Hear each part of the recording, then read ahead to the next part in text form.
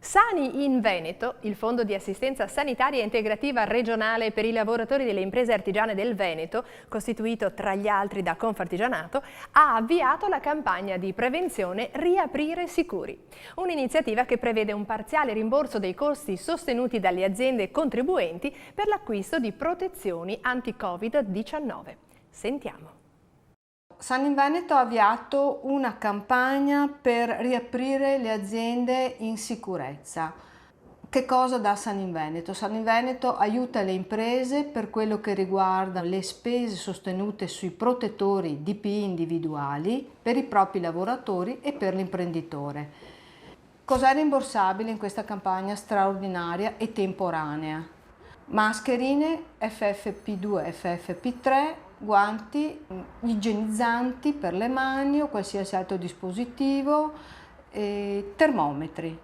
Il rimborso consiste nel 50% della spesa sostenuta con un massimo di 30 euro per lavoratore e anche per l'imprenditore.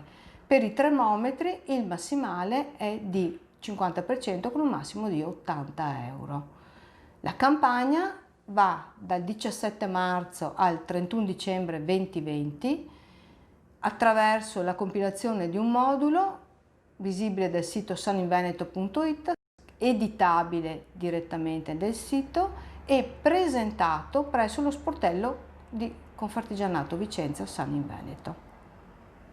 Soggetti abilitati alla richiesta: aziende aderenti al fondo, artigiane e non artigiane, aziende che non hanno dipendenti e versano sani in azienda, aziende di tutti i settori, edilizia compresa, metalmeccanici ad esempio, e comunque aderenti al fondo. Per maggiori informazioni potete contattare lo sportello provinciale Sani in Veneto di Confartigianato Vicenza.